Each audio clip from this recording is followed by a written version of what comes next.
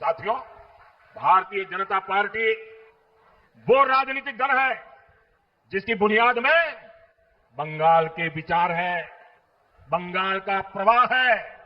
हमें गर्व है डॉक्टर श्यामा प्रसाद मुखर्जी पर, जिनकी प्रेरणा से जनसंघ का जन्म हुआ, फिर समय के साथ भाजपा की स्थापना हुई। डॉक्टर श्यामा प्रसाद मुखर्जी का संकल्प था देश का संविधान पूरे देश में लगना चाहिए, और उन्होंने नारा लेकर के लड़ाई लड़ी थी।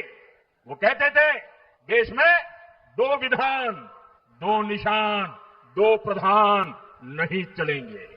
उनके आशीर्वाद से हमने जम्मू कश्मीर से धारा 370 को हटाया, जम्मू कश्मीर में देश का संविधान लागू किया।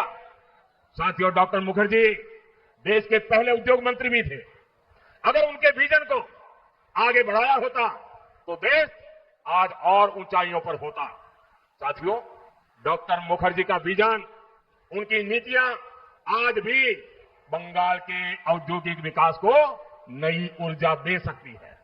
लेकिन हम यहां देखते हैं कैसे टीएमसी ने अपने 15 साल में बंगाल के औद्योगिक विकास को चौपट करके रख दिया है। टीएमसी के खोखले वादों और सिंडिकेट राज ने कोलकाता सहित बंगाल के सभी शहरों को, उद्योगों को, एमएसएमई को बर्बाद कर दिया है। यही टीएमसी सरकार है जिसने बंगाल में 2000 बड़े उद्योग लाने का वादा किया था। लेकिन आज दमदम जैसे पुराने औद्योगिक शहरों की स्थिति और खराब हुई है। यहां फैक्ट्रियों में ताले लग रहे हैं। साथियों, कभी देश के दूसरे हिस्सों से लोग रोजगार के लिए कोलकाता आते थे, लेकिन आज युवाओं का पलायन यहां की सबसे बड़ी चुनौती बन गई है। आप स्पोर्ट्स का ही फैक्टर लीजिए, कोलकाता से बड़ा स्पोर्ट्स का हब देश में कहीं नहीं था, लेकिन आज बंगाल के युवा खिलाड़ी भी अच्छे अवसरों के लिए छोड़कर जा रहे हैं। आखिर क्यों?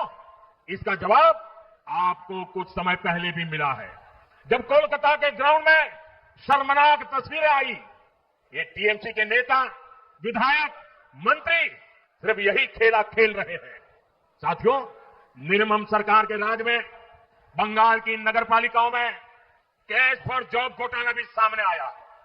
इन लोगों ने रोजगार को बेचने का काम किया। जब तक ये टीएमसी वाले सत्ता में है, तब तक किसी गरीब के बच्चे को नौकरी नहीं मिलेगी। ये इनका कारनामा है। यहां के युवाओं को रोजगार देने के लिए आपको बीजेपी सरकार लानी ही होगी।